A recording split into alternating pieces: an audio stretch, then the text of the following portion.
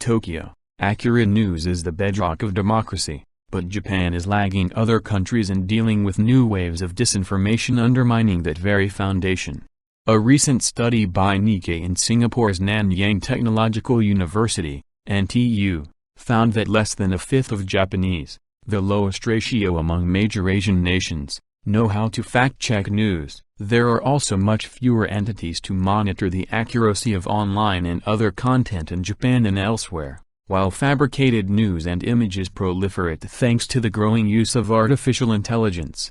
In February, a news report circulated that millions of Venezuelans had gone on travel during the latest holiday season. The fake news, apparently designed to paint a brighter economic picture before the country's presidential election in 2024, was delivered by a computer-generated avatar dressed as TV host. Such incidents have not been limited to developing nations. In May, a falsified photograph of an explosion near the U.S. Department of Defense headquarters in Washington sent stock prices lower. When Shizuoka Prefecture in Japan was hit by heavy rain in 2022, fake photos of inundated towns were widely circulated online. Earlier this year, Nikkei and the Center for Information Integrity and the Internet at NTU's Wikimwi School of Communication and Information polled some 7,000 people in 10 countries and regions in Asia to find out their views on fake news.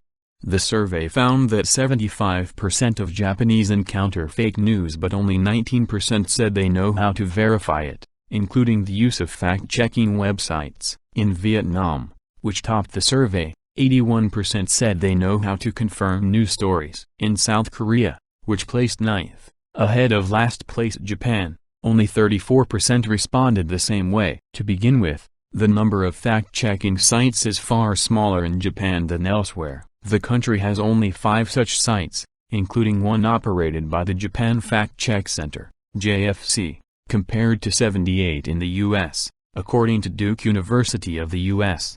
In Japan, newspapers and other traditional media continue to have a strong presence. The 2017 to 2022 World Values Survey, conducted by social scientists and other experts, found that 69% of respondents in Japan said they trust conventional media, compared to 38% in Malaysia and 50% in Thailand.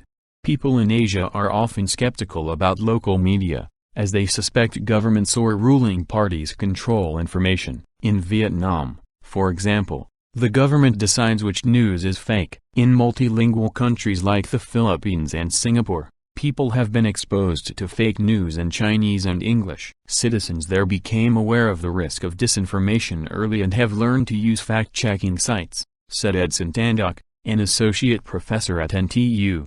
The number of fake news increased sharply due to a growing political divide and other factors, said Septiaji Eko Nugroho, co-founder of Mafindo, Indonesia's leading fact-checking organization, which has reported more than 10,000 news stories as fake.